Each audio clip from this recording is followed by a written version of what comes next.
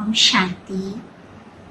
आज का जो प्रश्न है वो बहुत गहरा भी है और इतना प्रभावशाली है और 100% सफलता दिलाने वाला है, क्योंकि जब भी कोई भाई बहन अपनी किसी भी समस्या को लेकर के जाता है तो उसके समाधान में मोस्टली यही कहा जाता है कि आप 21 दिन के लिए योग भट्ठी करें, या किसी भी व्यक्ति को जब कोई जो मन चाहे कार्य में सफलता हासिल करनी है तब भी उसको यही उपाय बतलाया जाता है कि आप 21 दिन के लिए योग भट्ठी करें। वास्तव में किसी भी आत्मा को अगर अपना संस्कार परिवर्तन करना है तो भी यही उपाय बतलाया जाता है। कहने का भाव ये है कि ये योग भट्ठी वो जादुई छड़ी है जिससे हम कुछ भी कर सकते हैं, कुछ भी मतलब कुछ भी कर सकते हैं। हर समस्या का हल ढूंढ सकते हैं, मन चाही सफलता हासिल कर सकते हैं, घरों के वातावरण को सुधार सकते हैं, रिश्तों को मधुर बना सकते हैं। अब बहुत सारे भाई बहन ये प्रश्न पूछते हैं कि योग भट्ठी क्या है, इसको कैसे करना चाहिए और इसको करने से हमको क्या क्या फ़ायदे होंगे। तो देखिए, कोई भी कार्य को जब विधिवत किया जाता है उसकी सिद्धि तभी हासिल होती है। जब तक हम किसी कार्य को करने की विधि नहीं जानते तब तक हम उससे सफलता हासिल नहीं कर सकते। तो सबसे पहले हमको ये जानना है कि योग भट्ठी है क्या। योग माना किसी के साथ कुछ अपने संबंध को जोड़ना, तो किसको जोड़ना है। और भट्ठी माना जैसे किसी जगह अग्नि प्रज्वलित की जाती है तो उसको भट्ठी का रूप दिया जाता है, और भट्ठी में कोई भी चीज़ डालते हैं तो उसका रूप परिवर्तित हो जाता है। तो अब हमको क्या योग करना है, किसके साथ योग करना है और किस तरीके से उसको परिवर्तन करना है, आज हम वो जानेंगे। तो सबसे पहले जानना है कि योग भट्ठी क्या है। योग भट्ठी वास्तव में और कुछ नहीं है, ये है संकल्प शक्ति को यूज़ करना। आज दुनिया में सबसे बड़ी पावर है संकल्पों की शक्ति। वास्तव में जब परमात्मा भी धरती पर आते हैं और उनको भी सृष्टि परिवर्तन का कार्य करना है तो भी यही कहा जाता है कि परमात्मा ने संकल्पों से सृष्टि रची। वास्तव में परम पिता परमात्मा तो करते ही हैं संकल्पों से सृष्टि की रचना। हम सब भी अपनी सृष्टि की रचना अपने ही संकल्पों से करते हैं। तो ये शक्ति सबसे बड़ी शक्ति है। परंतु जैसे रामायण में दिखाते हैं एक दृष्टांत में कि जब हनुमान जी को समुद्र को पार करना था तो वो बैठ गए और उनको लगा कि इतना बड़ा समुद्र मैं कैसे पार कर सकता हूँ। तब उन सब ने मिलकर के उनको उनकी सोई हुई शक्तियों को जागृत कराया, उन्हें ये एहसास दिलाया कि वो तो पवन पुत्र हैं, वो तो बहुत महावीर हैं, वो तो सूर्य को भी निगल सकते हैं। अरे उनके लिए तो कुछ भी कार्य असंभव नहीं है। जैसे ही उनकी सोई हुई शक्तियाँ जागृत हुई तो 1 सेकंड में वो समुद्र को लांघ गए। तो ये होता है संकल्प शक्ति का कमाल।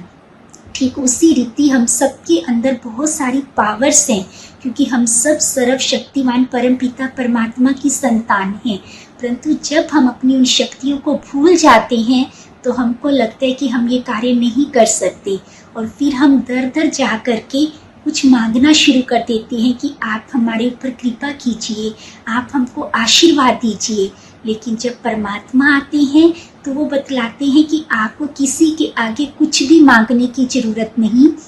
आप सबके पास वो पावर है, आप कुछ भी कार्य को कर सकते हैं, कुछ भी आपके लिए असंभव नहीं है। बस आपने अपनी उस शक्तियों को यूज़ करना है। तो हनुमान जी की तरह जैसे ही हमारी सोई हुई शक्तियाँ जागृत होती हैं हम अपने स्वमान में आ जाते हैं। अब कुछ भाई बहनों के मन में ये भी प्रश्न रहते कि स्वमान क्या है। स्वमान माना जो मैं हूँ, जो मेरा ओरिजिनल स्वरूप है। जब मैं भूल जाती हूँ तो मुझे लगता है कि मैं कुछ नहीं कर सकती, तो मैं अपने आप को बहुत नीचा समझने लग जाते हैं ना हम लोग। लेकिन जब परमात्मा आते हैं तो वो हमारे को हमारे ओरिजिनल स्वरूप का से जागृत कराते हैं, जिससे हमको पता चलता है कि हम कैसी आत्मा हैं। वो बतलाते हैं हम शक्तिशाली हैं, हम महान आत्माएं हैं, हम देव आत्माएं हैं, हम पवित्र स्वरूप हैं, हम प्रेम स्वरूप हैं, हम सुख स्वरूप हैं। ऐसे अनगिनत स्वमानों से हमको वो सजाते हैं। जब उस सम्मान में स्थित होकर हम अपनी संकल्प शक्ति को यूज करते हैं, और अब ये प्रश्न है कि किसके साथ हमको उस संकल्पों को जोड़ना है।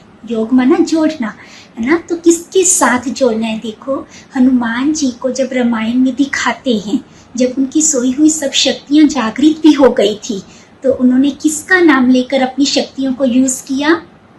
क्या हमेशा कहा कि मैं किसकी पावर से ये सब कार्य कर रहा हूँ?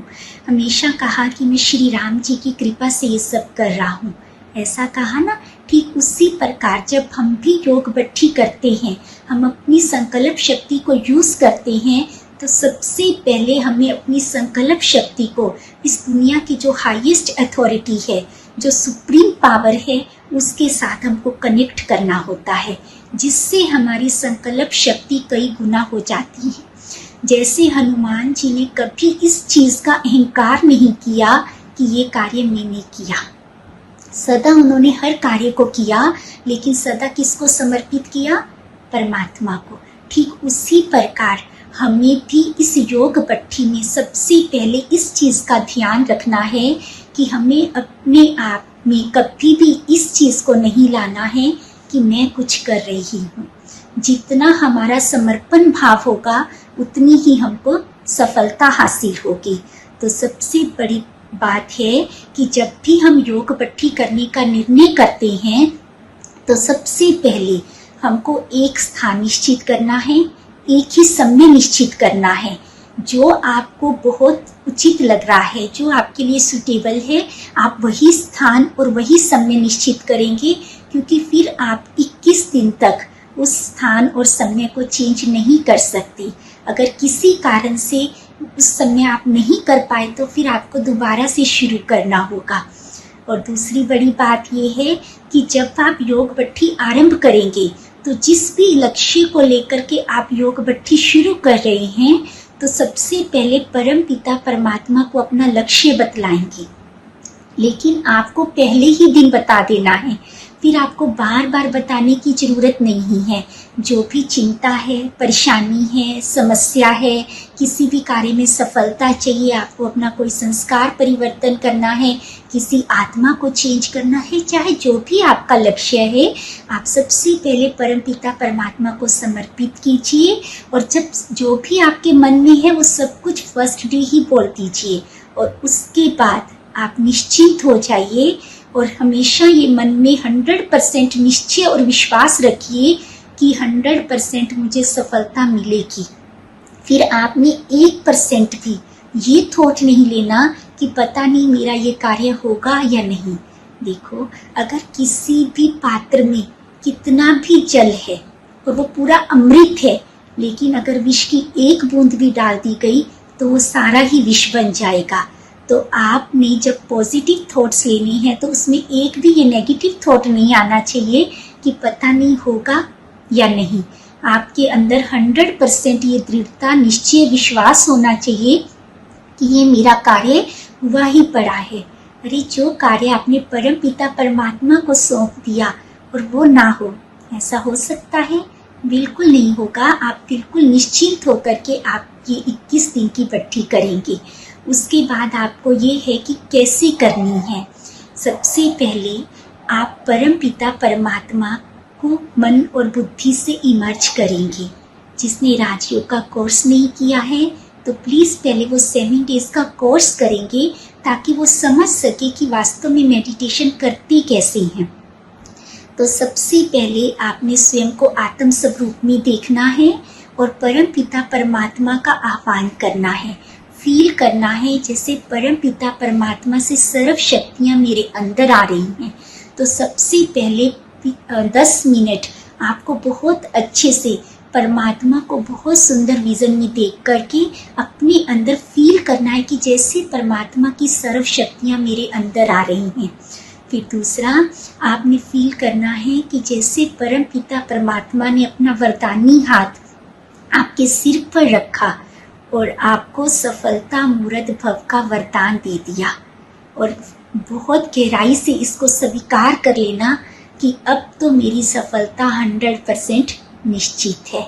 फिर तीसरा स्टेप आपको क्या करना है, जो परमपिता परमात्मा ने आपने जो शक्तियाँ ली हैं, उन शक्तियों को आप विश्व ग्लोब को इमर्ज करेंगे और फील करेंगे कि वो सारी ही शक्तियाँ मैं विश्व की हर एक आत्मा को दे रही हूँ।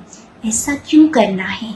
देखो, हमारे जीवन में जो भी समस्या आती है, असफलता आती है, वो क्यों आती है? क्योंकि किसी न किसी आत्मा के साथ किसी न किसी जन्म का हमारा कोई ना कोई कार्मिक अकाउंट है। लेकिन जब हम परमात्मा से वो सुख शांति सारी शक्तिशाली किरणें लेकर उन सब आत्माओं को देंगे तो हमारे उनके साथ संबंध मधुर हो जाएंगे और उनके जो कार्मिक अकाउंट हैं वो सेटल्ड हो जाते हैं और उनकी तरफ से जो नेगेटिविटी आ रही थी वो पॉजिटिविटी में चेंज हो जाती है। तो इससे हमारे सेटलमेंट होने की वजह से हमारा वो कार्य में हमेशा ही सफलता हासिल होनी शुरू हो जाती है। अब आपको फोर्थ स्टेप क्या करना है? अब आप उस सीन को विजन कीजिए जिस लक्ष्य को लेकर के आपने योग भट्टी की है। अब आप देखिए कि जैसे वो प्रैक्टिकल में हो रहा है, अच्छे से बहुत क्लियरली तीसरी आंख से उस सीन को विजन कीजिए। फील कीजिए कि जैसे मैंने वो सफलता हासिल कर ली है। फील कीजिए जैसे वो मेरी समस्या हल हो चुकी है।